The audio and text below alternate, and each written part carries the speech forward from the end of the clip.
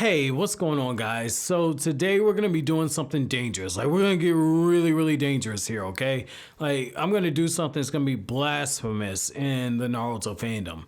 I'm actually gonna say that I think the Hyuga clan did something better than the Uchiha. In fact, I'm gonna say that the Hyuga clan might actually be better than the Uchiha. Now, it's like, wait!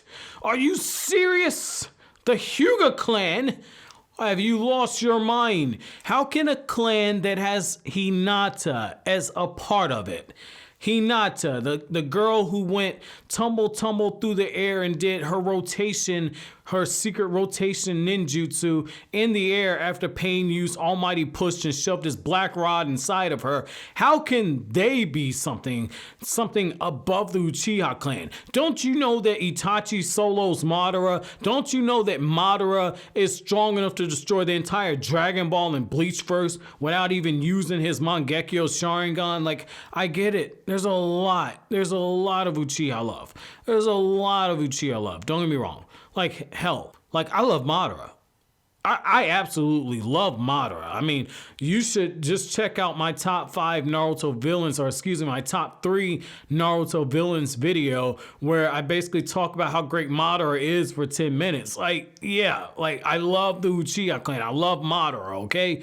But at the same time, going back and I'm rereading the manga and I'm like, oh my God, like the Hyuga clan, they used to be savages. Like the Boruto anime does a good job of even hinting. Granddad used to be something else back in the day.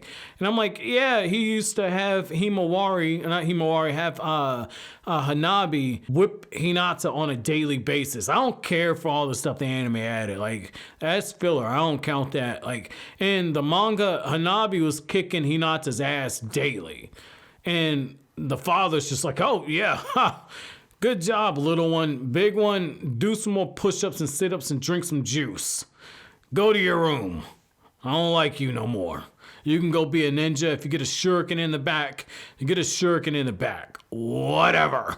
But here's the thing too, right? Like, this is the same guy who, his clan, you know, like, they're putting the curse seal on all of the branch members, okay? They're putting curse seals on there where they can control the branch members, but at the same time, if the Byakugan falls in the hands of an enemy, they can just activate the curse seal and the Byakugan's no longer usable.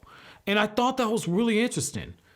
Like when you think about Al, like when Danzo learns that he's got the Byakugan, he loses his mind. And he's like, that belongs to Konoha. And Al's like, hey, that's just one of the spoils of war. You know, that's just, it is what it is. Like, they almost started a war between the Cloud Village and the Hidden Leaf Village because they were trying to steal the Byakugan. And yet, yeah, they got the body of a dead Hyuga, but, you know, that was Neji's father, and he had that seal on him, and so they could never really use it.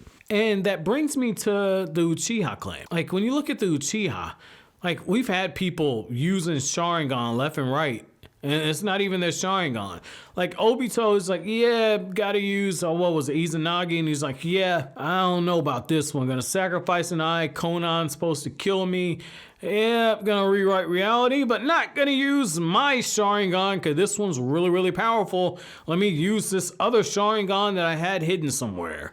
And with Danzo, like, Orochimaru makes an arm that can use Sharingan, and Danzo's just walking around the Hidden Leaf Village with this damn thing. Like when he attacks Shisui, he just plucks the Sharingan out of his eye and snatches it and puts it inside of his own. Like, it's just like, what? Like, why didn't the Uchiha clan take these same precautions? If they have like the seals over the members of the clan, you know, you can have somebody like Fugaku, like, oh, this person died.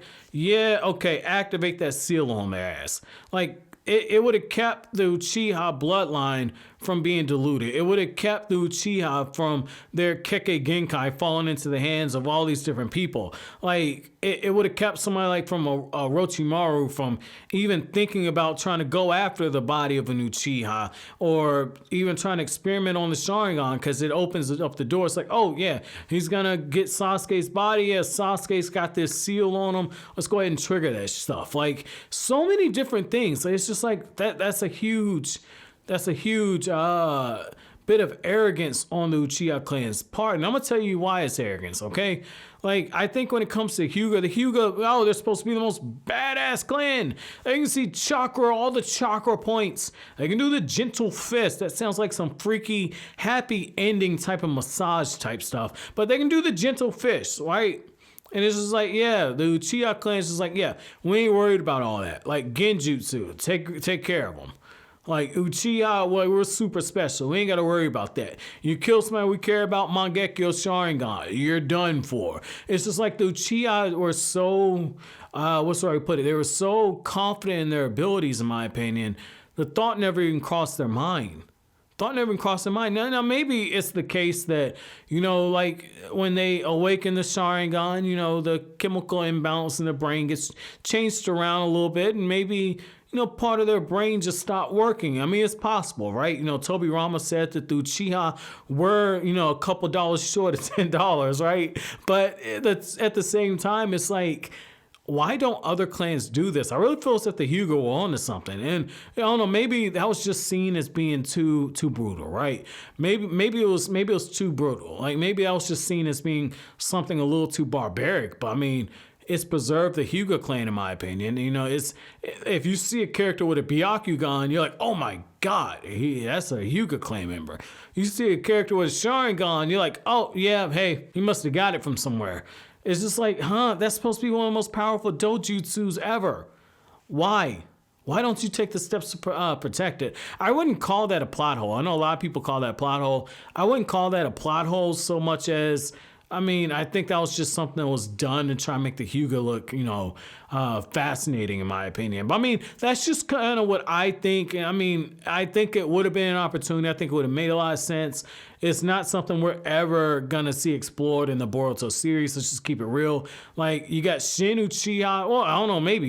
You got all those different Shins running around with Sharingan left and right. You might want to take some preservation methods, but at the same time, like, that's not Naruto style. It's like Naruto's like, yeah, if somebody takes their eyes, I'll talk no jutsu them. Well, hey, Sarda, you want to join in the family tradition? Well, guess what? Your Uncle Itachi slaughtered all of the Uchiha clan.